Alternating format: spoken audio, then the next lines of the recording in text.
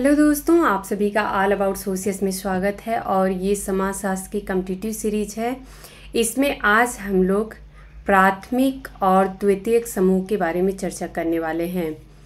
जैसा कि आप सभी को पता होगा कि जो प्राथमिक समूह है इसकी अवधारणा चार्ल्स कूले ने दी थी।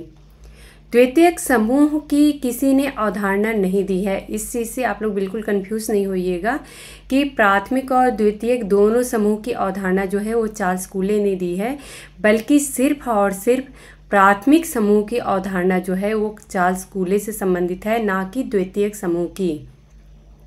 जो कि चार्ल्स कूले ने प्राथमिक समूह की अवधारणा दी थी, इसी बेस पे उन्हीं की विशेषताओं के आधार पे द्वितीयक समूह की कल्पना की गई है कि अगर प्राथमिक समूह के लक्षण ये हैं तो द्वितीयक समूह इसके बिल्कुल विपरीत में होगा। चार्ल्स कूले ने अपनी पुस्तक सोशल ऑर्गेनाइजेशन में सन 1909 में प्राथमिक समूह की अवधारणा को प्रस्तुत किया था।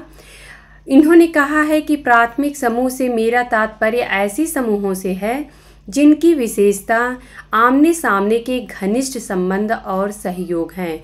तो चार्ल्स कूले ने आमने सामने के जो घनिष्ठ संबंध पाए जाते हैं, अर्थात जो प्रत्यक्ष संबंध पाए जाते हैं और सहयोग की भावना उसमें देखने को मिलती है, इसी को इन्होंने प्राथमिक समूह कहा है।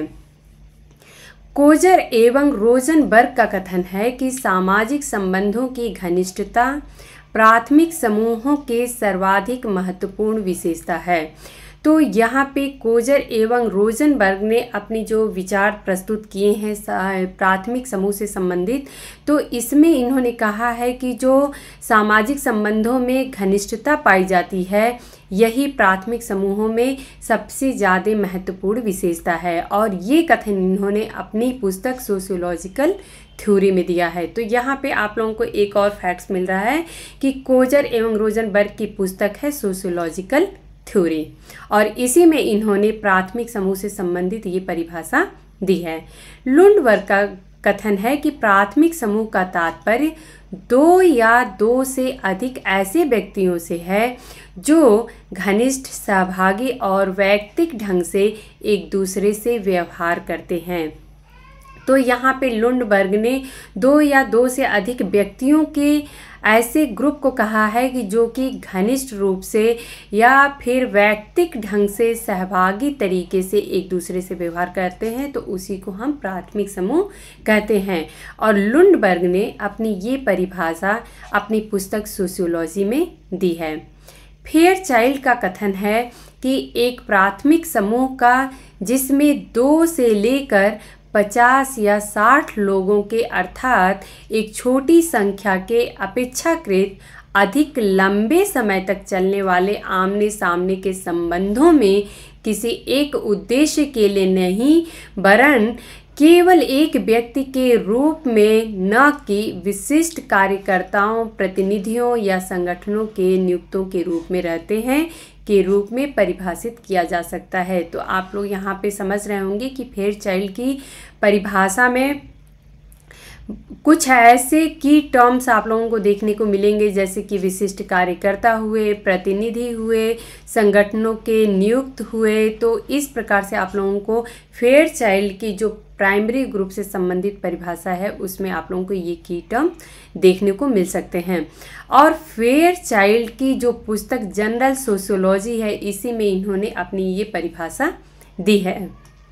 अगर इनकी परिभाषा को अगर हम सार तत्व में देखें तो फेयरचाइल्ड ने जो सदस्यों की कम संख्या है, अर्थात जो प्राइमरी ग्रुप होता है प्राथमिक समूह, उसमें सदस्यों की कम संख्या होगी, घनिष्ठ एवं स्थिर संबंध पाए जाएंगे और आमने सामने के संबंध होते हैं, संबंधों की संपूर्णता होती है। ये सारी कैरेक्टरिस्टिक या लक्षण भी प्राथमिक समूह की फेयरचाइल्ड ने बताई है।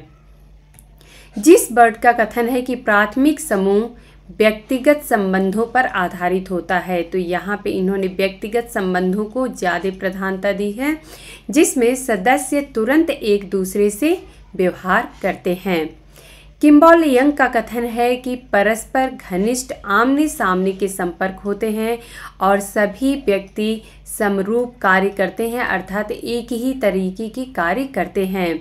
ये ऐसे केंद्र बिंदु हैं जहाँ व्यक्ति का व्यक्तित्व विकसित होता है।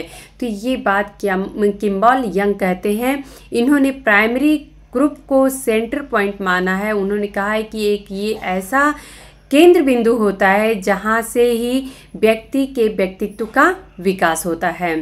एलेक्स इंकल्स का कथन है कि प्राथमिक समूह में सदस्यों के संबंध भी प्राथमिक होते हैं, जिनमें व्यक्तियों के आमने सामने के संबंध होते हैं तथा सहयोग और सहवास की भावना में इतनी ज़्यादा प्रबलता पाई जाती है कि व्यक्तियों का जो अहम होता है वो हम की भावना में बदल जाता है। तो ये कथन एलेक्स और इंकल्स का है। मैकाइवर एवं पेस का कथन है कि प्राथमिक समूह सामाजिक संरचना की इकाई कोशिका है।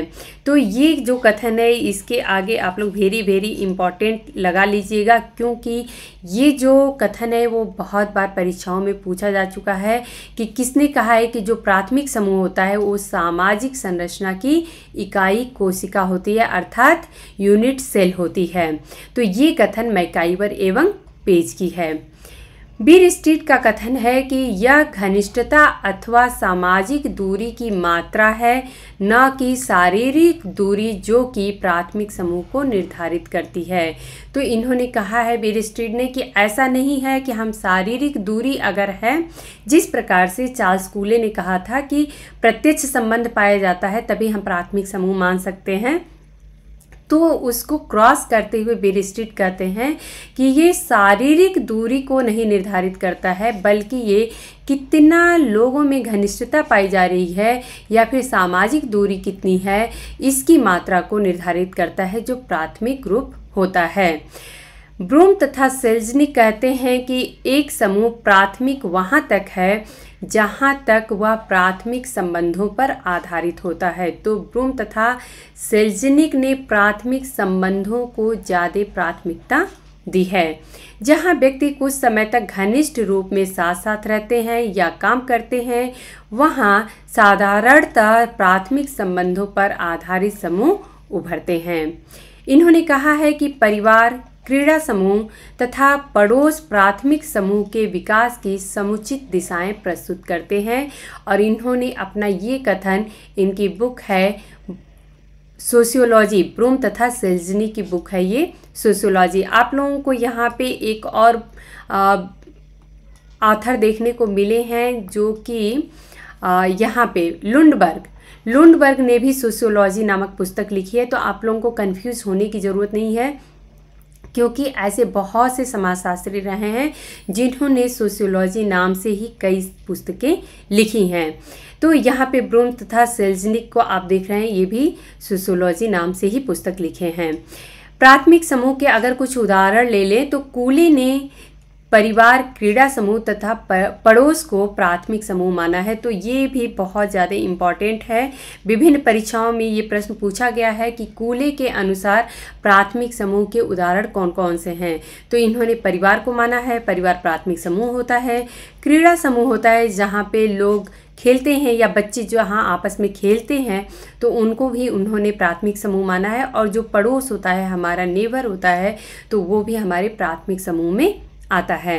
मैकाइवर एवं पेज ने कुछ ज़्यादा ही दायरा बढ़ा दिया है प्राथमिक समूह का।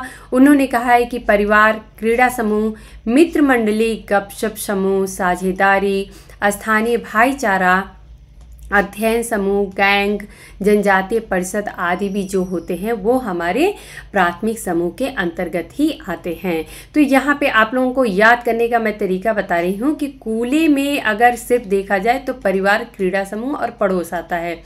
इससे अलग अगर कुछ आप लोगों को आता है एग्ज़ाम्स में कि प्राइमरी ग्रुप के उदाहरण हैं, तो ये मैकाइवर एवं पेज से संबंधित हो जाता है। डेविस ने कहा है कि परिवार, क्रीड़ा समूह और पड़ोस, ये आप लोग देखेंगे कि ये जो तीन परिवार, क्रीड़ा समूह और पड़ोस है, ये तो इन्होंने हूबहू कूले से ले लिया है। इसके साथ ही इन्होंने गांव तथा कार्य करने वाले समूहों को भी प्राथमिक समूह में रखा है। तो किंग्सले डेविस ने इसके साथ ही गांव तथा कार्य करने वाले समूह को भी जोड़ लिया है। अब यहाँ पे हम लोग प्राथमिक समूह की विशेषताओं को देख लेते हैं। तो किंग्सले डेविस के अनुसार शारीरिक समीपता, समूह का लघु आकार और संबंधों की अवधि अर्थात संबंध कितने दिन तक चलते हैं, इसको कहते हैं कि प्राथमिक समूह की विशेषताएं होती हैं। इसी पे है निर्भर करता है कि ये प्राथमिक समूह है या नहीं है। तो शारीरिक समीपता इसकी पाई जाती है, समूह का लघु आकार इसमें पाया जाता है और संबंधों की अवधि पाई जाती है। तो ये भी आप लोगों का मोस्ट इम्पॉर्टेंट ये पॉइंट है, इसको आप लोग ज़रूर ध्यान रखिएगा, क्योंकि ये भी विभिन्न परीक्षाओं में पूछा गया है कि किंग्सले डेविस के अनुसार कौन कौन सी कैरेक्टरिस्टिक प्राइमरी ग्रुप की देखने को मिलती है, या फिर ये परीक्षाओं में पूछ दिया जाता है कि शारीरिक समीपता, समूह का लघु आकार और संबंधों की अवधि की बात कौन करते हैं। डेविस ने लिखा है कि भौतिक निकटता, छोटा आकार और लंबी अवधि घनिष्ठ संबंधों के विकास के लिए अत्यधिक अनुकूल स्थितियां हैं। तो ये आप लोग ध्यान रखिएगा कि ये किंग्सले डेविस का कथन है कि भौतिक निकटता, छोटा आकार और लंबी अवधि घनिष्ठ संबंधों के विकास के लिए अत्यधिक अनुकूल स्थितियां होती हैं। प्राथमिक समूह का महत्व अगर देख लें तो पार्सन्स की यहाँ पे हम लोग सबसे पहले चर्चा कर लेते हैं। पार्सन्स ने लिखा है कि हमारी मानवीकरण की प्रक्रिया जो है वो प्राथमिक समूहों में ही होती है। तो इसको समटाइम्स एग्ज़ाम में प्रोसेस ऑफ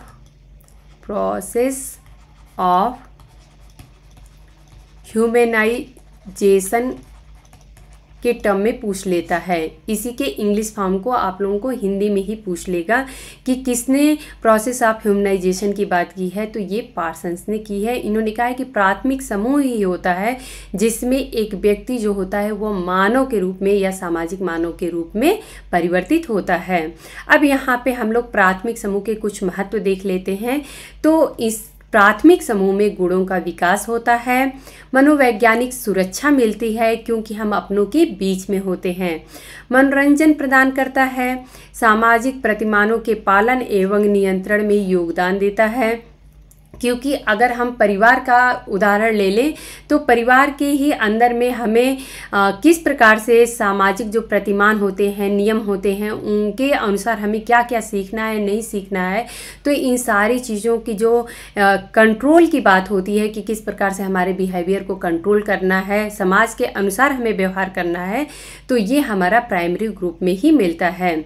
व्यक्ति की कार्य क्षमता में वृद्धि होती है, व्यक्ति व समाज के बीच में कड़ी का काम करता है प्राथमिक समूह। व्यक्तित्व निर्माण में ये सहायक होता है। पशु प्रवृत्तियों का मानवीकरण किया जाता है, क्योंकि अगर एक बच्चे को अगर हम देखें तो बच्चे के अंदर ऐसी कोई विचार नहीं होते हैं कि हमें किस प्रकार से व्यवहार करना चाहिए या किस प्रकार से नहीं करना चाहिए। लेकिन जब वो प्राइमरी ग्रुप में या अर्थात प्राथमिक समूह में, या ये कह लें दूसरे अर्थों में कि परिवार में, अपने दोस्तों के बीच में या पड़ोसियों के बीच में जब वो रहता है तो वो सीखता है कि हमें किस प्रकार से व्यवहार करना चाहिए या नहीं करना चाहिए। अगला पॉइंट है कि आंतरिक संतोष प्रदान करता है, और आखिरी पॉइंट है कि सांस्कृतिक संचार होता है, अर्थात प्राइमरी ग्रुप के द्वारा ही एक पीढ़ी से दूसरी पीढ़ी तक जो भी हमारे समाज के मूल्य और प्रतिमान होते हैं वो संरचित होते रहते हैं।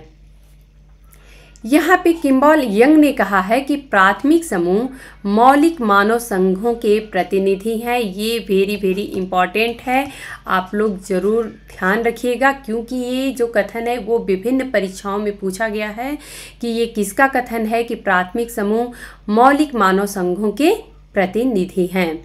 अब द्वितीयक समूह के अर्थ और परिभाषा की बात कर लेते हैं। तो द्वितीयक समूह की, जैसे मैंने पहले ही बताया कि एक कल्पना की गई थी, जो चार्ल्स कूले ने प्राइमरी ग्रुप का कॉन्सेप्ट दिया है, तो विभिन्न विचारकों ने उनके कैरेक्टरिस्टिक को या लक्षण को देखते हुए ये कहा था कि जब प्राथमिक ग्रुप की विशेषताएं ये हैं तो कहीं ना कहीं इससे अलग एक सेकेंडरी ग्रुप अर्थात द्वितीयक समूह भी हमें देखने को मिलता है।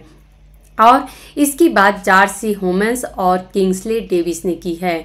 तो इन्होंने काफ़ी ज़्यादा द्वितीयक समूह के बारे में व्याख्या की है। किंग्सले डेविस के कथन को अगर देख लें तो ये कहते हैं कि द्वितीयक समूह को स्थूल रूप से सभी प्राथमिक समूह के विपरीत कहकर परिभाषित किया जा सकता है। तो किंग्सले डेविस ऐसा कहते हैं कि अगर प्राथमिक समूह की बात करें तो उसके जस्ट विपरीत हम द्वितीयक समूह को मान सकते हैं। बीर स्ट्रीट का कथन है कि वे सभी समूह द्वितीयक हैं जो कि प्राथमिक नहीं है। तो इनका कथन बहुत ही सिंपल सा है कि वे सभी समूह द्वितीयक होते हैं जो कि प्राथमिक नहीं है। आगबन एवं निमकाप का कथन है कि द्वितीयक समूह उन्हीं कहते हैं जिनमें प्राप्त अनुभवों में घनिष्ठता का अभाव होता है। आगबन एवं निमकाप के कथन में हमें जो एक की टर्म्स आप लोगों को देखने को मिलेगा कि इसमें घनिष्ठता का अभाव पाया जाता है। आकस्मिक संपर्क ही द्वितीयक समूह का सार तत्व है, ये बात आगबन एवं निमकाप ने कही है। तो ये लाइन आप लोग जरूर ध्यान रखिएगा कि आकस्मिक जो संपर्क होता है इसी के द्वारा ही द्वितीयक समूह का निर्माण होता है। लुंडबर्ग का कथन है कि उन समूहों को द्वितीयक समूह कहते हैं जिनमें सदस्यों के संबंध अवैयक्तिक, हित प्रधान और व्यक्तिगत योग्यता पर आधारित होते हैं।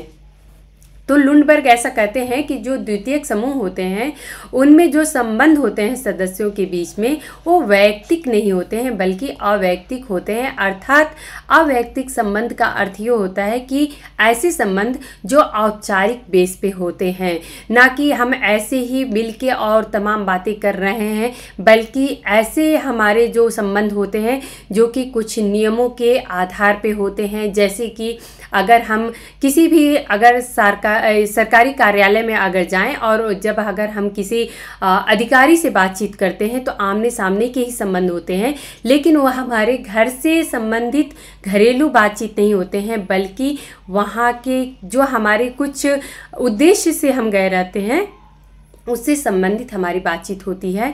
तो ये जो संबंध होते हैं वो अवैयक्तिक होते हैं, हित प्रधान होते हैं, अर्थात हमारा कोई विशेष हित होता है इन संबंधों में, और व्यक्तिगत योग्यता के आधार पर ये आधारित होते हैं, अर्थात इसमें प्रत्येक व्यक्ति की अपनी खुद की योग्यता होती है। फिर चैल का कथन है कि समूह का वह रूप जो अपने सामाजिक संपर्क और औपचारिक संगठन की मात्रा में प्राथमिक समूहों के घनिष्ठ तरह से भिन्न हो द्वितीयक समूह कहलाते हैं। तो फिर चैल के कथन में सामाजिक संपर्क और औपचारिक संगठन की बात की गई है। ऐसे ही लुंडबर्ग की जो कथन था तो उसमें अवैयक्तिक संबंध की बात हुई थी। तो अवैयक्तिक संबंध जो होता है वो औपचारिक जो संगठन पाए जाते हैं वहीं पे देखने को मिलते हैं। द्वितीयक समूह की विशेषताओं की अगर बात कर लें तो यहाँ पे पहला पॉइंट है कि ये समूह जो होता है वह जानबूझकर कुछ उद्देश्यों की प्राप्ति के लिए संगठित किए जाते हैं।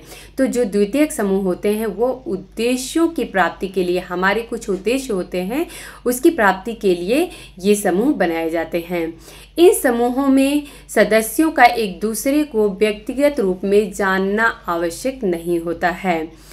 इन समूहों में शारीरिक निकटता का अभाव पाया जाता है, अर्थात आमने सामने का जो संबंध है वो नहीं पाया जाता है। अगला पॉइंट है कि इनका आकार जो होता है वह प्राथमिक समूहों की तुलना में काफ़ी विस्तृत होता है। ऐसा क्यों होता है?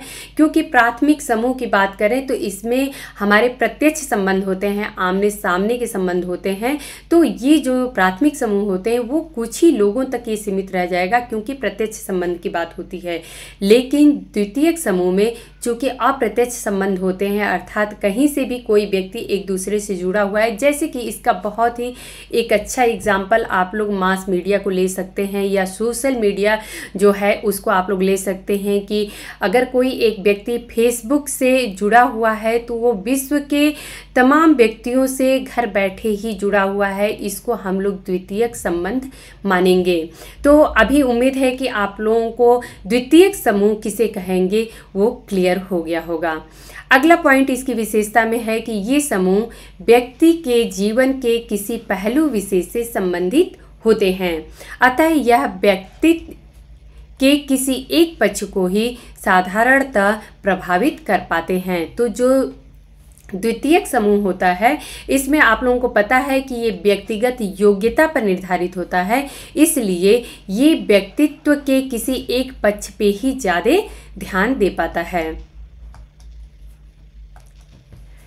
अगला पॉइंट है कि इन समूहों के सदस्यों के उत्तरदायित्व जो होते हैं वो सीमित होते हैं। इनमें संबंध जो होता है वो संविदा या फिर समझौते के प्रकृति के होते हैं, जो निश्चित नियम एवं शर्तों के आधार पर बनते हैं। तो यहाँ पे आप लोग देख सकते हैं कि जो द्वितीयक समूह होते हैं उनमें कुछ निश्चित नियमावली भी पाई जाती है, कुछ शर्तें होती हैं, उन्हीं के आधार पे द्वितीयक समूह जो होता है वो कार्य करता है। अगला पॉइंट है कि संबंधों में औपचारिकता पाई जाती है। यहाँ संबंधों में घनिष्ठता का अभाव पाया जाता है। यहाँ व्यक्ति के बीच छुओ और जाओ के संबंध पाए जाते हैं। तो ये आप लोग पॉइंट जरूर ध्यान रखिएगा, ऐसा एग्जाम में पूछ दिया जाएगा कि छुओ और जाओ के संबंध जो हैं वो किस समूह की विशेषता है। तो ये जो होता है ये द्वितीयक समूह की विशेषता है। अब यहाँ पे द्वितीयक समूह के प्रकार्यात्मक एवं अप्रकार्यात्मक पक्ष को हम लोग समझ लेते हैं। तो प्रकार्यात्मक पक्ष क्या होता है, अर्थात द्वितीयक समूह के कौन कौन से फंक्शन हैं।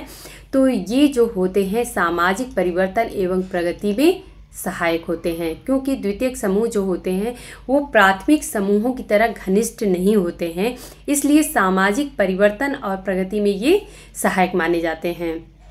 व्यक्ति में जागरूकता पैदा करते हैं, श्रम विभाजन एवं विशेषीकरण तथा श्रम को प्रोत्साहित करते हैं और सामाजिक नियंत्रण में ये सहायक होते हैं। ये तो बात हो गई प्रकार्यात्मक पक्ष की। अब अगर हम बात करें अप्रकार्यात्मक पक्ष की, तो आप लोगों के मन में ये सवाल उठ रहा होगा कि आखिर में द्वितीयक समूह का जो डिसफंक्शन है या अप्रकार्यात्मक पक्ष है वो क्या हो सकता है। तो अगर हम देखें कि द्वितीयक समूह में ऐसा माना जाता है कि अप्रत्यक्ष संबंध होता है, तो ये अक्सर करके जो बड़ी बड़ी शहरें होती हैं तो उनमें ये देखने को मिलता है संबंध।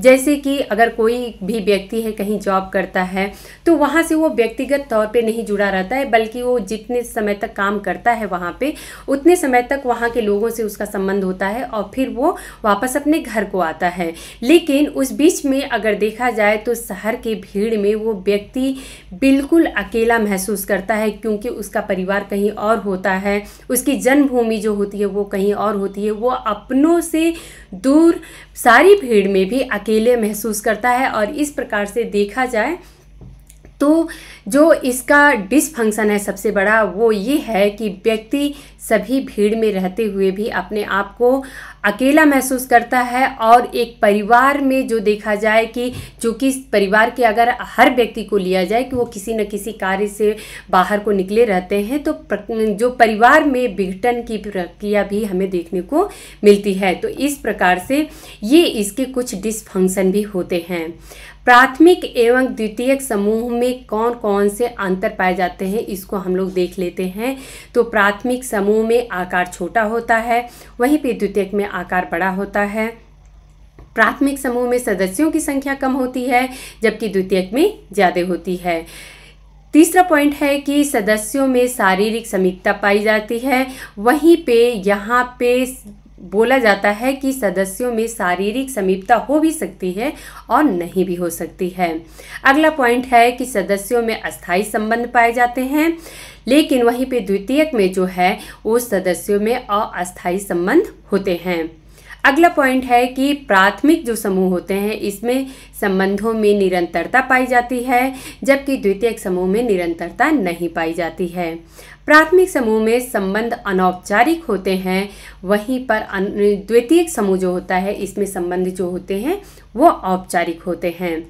जो प्राथमिक समूह होता है इसमें संबंध स्वतः निर्मित होते हैं और यहाँ पे संबंध जानबूझकर बनाए जाते हैं, क्योंकि कुछ विशेष उद्देश्यों से या हितों से संबंधित होते हैं। या अगला पॉइंट है कि यहाँ पे प्राइमरी ग्रुप में संबंध सर्वांगीण होते हैं, जबकि द्वितीयक समूह में संबंध विशिष्ट उद्देश्यों को लेकर बनाए जाते हैं। अगला पॉइंट है कि प्राथमिक में संबंध वैयक्तिक होते हैं, वहीं पे द्वितीयक में संबंध अवैयक्तिक पाए जाते हैं। अगला पॉइंट है कि ऐसे समूहों में नियंत्रण प्राथमिक एवं अनौपचारिक साधनों द्वारा होता है। ये कैसे होता है? जैसे अगर हम ग्रामीण स्तर पे देखें तो जो भी अगर मान लेते हैं कि समाज के नियम कानून के अनुसार अगर कोई व्यवहार नहीं करता है तो वहाँ पे जो नियंत्रण होता है वो समाज के द्वारा या पंचायत के द्वारा ही दिया जाता है, जो भी फैसला उस व्यक्ति के पक्ष या विपक्ष में दिया जाए। तो नियंत्रण जो होता है वो अनौपचारिक होता है, ना कि उस केस को कहीं हम किसी कोर्ट में लेके जाते हैं। जबकि वहीं पे अगर द्वितीयक समूह की बात करें तो इसमें नियंत्रण जो होता है वो औपचारिक साधन के द्वारा किया जाता है। प्राथमिक समूह में सभी लोगों के उद्देश्य एक ही होते हैं, लेकिन वहीं पे द्वितीयक समूह में सभी के अपने अपने रुचि के अनुसार, उनके हित के अनुसार उनके अपने उद्देश्य अलग अलग होते हैं। प्राथमिक में संबंध स्वयं अपने आप में साध्य होते हैं, जबकि यहाँ पे संबंध स्वयं साध्य नहीं होते हैं। प्राथमिक में संबंधों में घनिष्ठता एवं आत्मीयता पाई जाती है, इनमें घनिष्ठता एवं आत्मीयता का अभाव पाया जाता है। प्राथमिक में ये सरल ग्रामीण एवं आदिम समाजों में अधिक पाए जाते हैं, जबकि द्वितीयक संबंध जो होता है ये जटिल नगरीय एवं आधुनिक समाजों की विशेषता होती है। अगला पॉइंट है कि प्राथमिक में सदस्यता जो होती है अनिवार्य होती है, जैसे कि समुदाय जो होता है कम्युनिटी, इसमें सदस्यता अनिवार्य होती है। हम जन्म जब लेते हैं तो जन्म के साथ ही हम उस समुदाय के सदस्य होते हैं। तो जो प्राइमरी ग्रुप होता है उसमें सदस्यता जो होती है वो अनिवार्य होती है, वहीं पे जो सेकेंडरी ग्रुप होता है इसमें सदस्यता अनिवार्य नहीं होती है। प्राइमरी ग्रुप में हम की भावना पाई जाती है, जबकि यहाँ पे हम की भावना का हमें अभाव देखने को मिलता है। जो प्राथमिक ग्रुप है इनमें संबंध जो होते हैं वो आंतरिक होते हैं, अर्थात मन से मन का जुड़ाव होता है, जबकि यहाँ पे हम अगर द्वितीयक समूह की बात करें तो यहाँ पे जो रिश्ते होते हैं या संबंध होते हैं वो दिखावे के होते हैं। अगला पॉइंट है कि प्राथमिक ग्रुप में इनका मानव के व्यक्तित्व पर गहरा प्रभाव पड़ता है, जबकि द्वितीयक समूह में व्यक्तित्व निर्माण में इनकी भूमिका बहुत ही कम महत्वपूर्ण होती है। अगला पॉइंट है कि ये व्यक्ति के संपूर्ण जीवन को प्रभावित करते हैं, वहीं पर जो द्वितीयक समूह होते हैं ये व्यक्ति के संपूर्ण जीवन की अपेक्षा एक पक्ष विशेष को ही ज़्यादा प्रभावित करते हैं। अगला पॉइंट है कि इनमें आमने सामने के संबंध पाए जाते हैं, जबकि द्वितीयक समूह में अप्रत्यक्ष संबंध जो होते हैं वो पाए जाते हैं, अर्थात आमने सामने के संबंध नहीं पाए जाते हैं। अगला पॉइंट है कि प्राथमिक ग्रुप में सदस्यों के बीच समानता के आधार पर संबंध पाए जाते हैं, वहीं पे द्वितीयक समूह में संबंध जो होते हैं वो असमान होते हैं, क्योंकि सदस्यों के पद व भूमिका में अंतर पाया जाता है। विभिन्न जो व्यक्ति होते हैं उनकी समाज में जो पद होते हैं, भूमिका होते हैं वो अलग अलग होते हैं। जो प्राथमिक ग्रुप होता है ये सामूहिकता को जन्म देते हैं, वहीं पे द्वितीयक समूह जो है ये व्यक्तिवाद को जन्म देता है। जो प्राइमरी ग्रुप है वो प्राथमिक समूह अति प्राचीन है, जबकि आधुनिक औद्योगिक युग की ये देन है द्वितीयक समूह। अगर प्राथमिक ग्रुप की बात करें तो इनमें व्यक्ति अपना व्यक्तित्व समूह के साथ घुला मिला देता है, अर्थात जो व्यक्ति का व्यक्तित्व होता है वो उसके समूह के साथ ही उसका घुल मिल जाता है। लेकिन वहीं पे अगर द्वितीयक समूह की बात करें तो इनमें व्यक्तित्व जो होता है वो पृथक बना रहता है, अर्थात समूह के प्रत्येक व्यक्ति का अलग अलग उसका व्यक्तित्व होता है। अगला पॉइंट है कि इनका कार्य क्षेत्र सीमित होता है, जबकि द्वितीयक में इनका कार्य क्षेत्र असीमित होता है। प्राथमिक में इनका आधार जो होता है वो नैतिकता तथा परंपरागत नियम है, वहीं पे द्वितीयक में इनका आधार कानून एवं संविधान होता है। प्राथमिक में हो इसके कैरेक्टरिस्टिक है कि ये सार्वभौमिक है, जबकि द्वितीयक है कि ये सार्वभौमिक नहीं है। अगला पॉइंट है कि इन समूहों में व्यक्ति सरलता से अनुकूलन कर लेता है, जबकि द्वितीयक समूह में अनुकूलन करने में व्यक्ति को कठिनाई महसूस होती है। प्राथमिक ग्रुप में एक व्यक्ति बाल्यकाल में ही इनके संपर्क में आ जाता है और ये उसके समाजीकरण में महत्वपूर्ण भूमिका निभाते हैं। जबकि द्वितीय ग्रुप की बात करें तो इनमें संपर्क में व्यक्ति बाल्यकाल के बाद में आता है और समाजीकरण में इनकी भूमिका अपेक्षितया कम महत्वपूर्ण होती है। अगला पॉइंट है कि इनकी संख्या बहुत कम है, जबकि द्वितीयक समूहों की संख्या काफ़ी ज़्यादा पाई जाती है।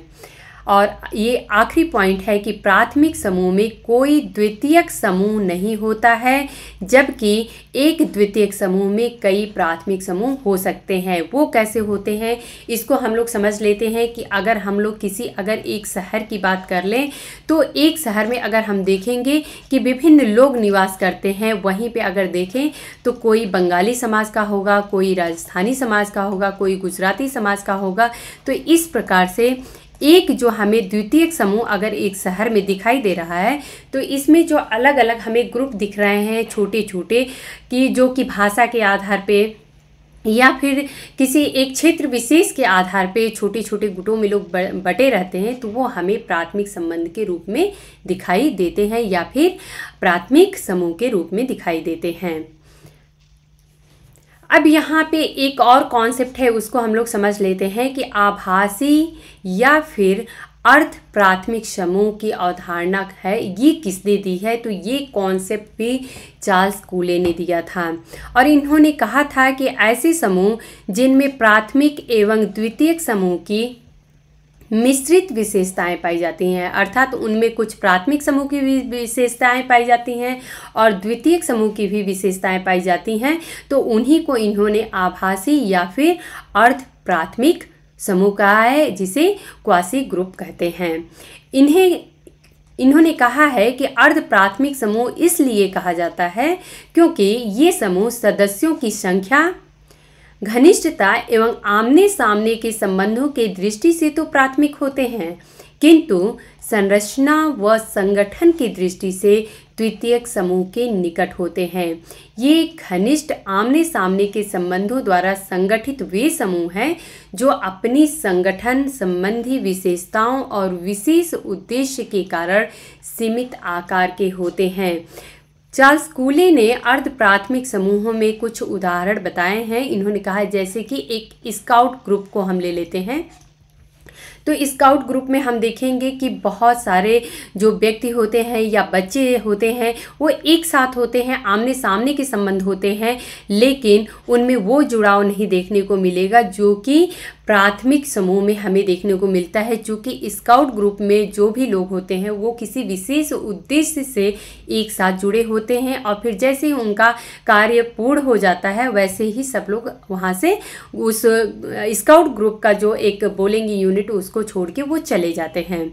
इसी प्रकार से लघु विचार गोष्ठी की बात करते हैं, सामाजिक वर्ग की बात करते हैं, ये क्लब की बात करते हैं। क्लब में बहुत सारे लोग एक साथ इकट्ठा होते हैं लेकिन किसी विशेष उद्देश्य से होते हैं। वहीं पे ग्रामीण मनोरंजन केंद्र की बात भी इन्होंने की है। तो यहाँ पे आप लोगों को इम्पॉर्टेंट ये है समझना कि कूले ने किस किस को अर्ध प्राथमिक समूह में रखा है। तो स्काउट ग्रुप, लघु विचार गोष्ठी, सामाजिक वर्ग, क्लब, ग्रामीण मनोरंजन केंद्र को चार्ल्स कूले ने अर्ध प्राथमिक समूह में रखा है। बाटोमोर की बात करें तो इन्होंने कहा है कि आभासी समूह एक ऐसा योग है जिसमें संरचना एवं संगठन की कमी होती है। तो यहाँ पे आभासी ग्रुप की जो बात बाटोमोर कहते हैं, इन्होंने कहा है कि संरचना और संगठन की इसमें कमी पाई जाती है और जिसके सदस्य समूह के अस्तित्व के प्रति अनभिज्ञ तथा कम जागरूक हो सकते हैं। तो ये कथन बाटोमोर का है। आभासी समूहों में इन्होंने सामाजिक वर्ग को, प्रस्थिति समूह को अर्थात समाज में जिसकी एक जैसी स्थिति है उनको एक समूह का रूप दे दिया जाता है। जैसे कि अगर हम देखें तो डॉक्टर्स के अपनी एक समूह होते हैं, इंजीनियर्स का अपना एक समूह होता है, जो वैज्ञानिक होते हैं उनका अपना एक समूह होता है, या फिर अगर कोई आईएएस ऑफिसर हैं तो जितने आईएएस ऑफिसर्स होते हैं उनके अपने ग्रुप होते हैं। तो ये स्थिति समूह में आ जाता है। उसी तरीके से एक आयु विशेष के लोग, जैसे कि अगर 18 साल के जो जितने भी व्यक्ति हैं या बच्चे हैं बोल सकते हैं, तो उनका अपना एक ग्रुप होता है। वैसे ही अगर लिंग की बात करें तो लिंग समूह भी बन सकता है। जैसे कि जो पुरुष लिंग की बात हो रही है तो वहाँ पे पुरुषों की बात आ जाती है, या फिर जहाँ पे स्त्रीलिंग की बात आती है तो वैसे ही महिलाओं की बात आ जाती है। तो यहाँ पे लिंग समूह भी बन सकता है। या फिर जो एक भीड़ होती है इसको भी इन्होंने माना है कि ये आभासी समूह होता है, क्योंकि भीड़ जो होती है वो इकट्ठी होती है एक साथ, लेकिन फिर वो भीड़ जो होती है कुछ समय बाद समाप्त हो जाती है। तो इस प्रकार से बाटो-मोर ने इसे अर्ध प्राथमिक समूह में रखा है। अब यहाँ पे गिन्सबर्ग के कथन को देख लेते हैं। इन्होंने कहा है कि आभासी समूह मनुष्य का ऐसा संकलन है जिसका कोई निश्चित ढांचा नहीं होता, फिर भी उसके सदस्यों में समान रुचियां एवं व्यवहार प्रतिमान पाए जाते हैं। तो यहाँ पे गिन्सबर्ग के कथन में आप लोगों को की टर्म्स जो है वो समान रुचियों की बात करते हैं और व्यवहार प्रतिमान की बात करते हैं। इन दोनों में समानता पाई जाती है। लेकिन वहीं पे अगर मर्टन के कथन की बात करें तो इन्होंने कहा है कि आभासी समूह को मनुष्यों का ऐसा संकलन माना जाता है जिनमें समान शारीरिक एवं सामाजिक लक्षण पाए जाते हैं।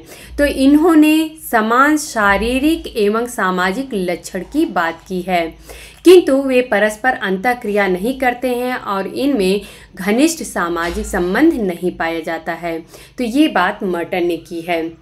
यहीं पे एसी मेयर ने अर्ध समूह को दो भागों में विभाजित किया है। पहला है वर्गीकृत अर्ध समूह और दूसरा है अंतःक्रियात्मक अर्ध समूह। तो उम्मीद है दोस्तों कि आज का जो लेक्चर है वो आप लोगों को अच्छे से समझ में आया होगा, और जो आज का लेक्चर था वो बहुत ज़्यादा इम्पॉर्टेंट था। तो अगर आप लोगों को मेरा लेक्चर पसंद आता है तो आप लोग लाइक करिए, कमेंट करके हमें बताइए, अपने दोस्तों में शेयर करिए। धन्यवाद।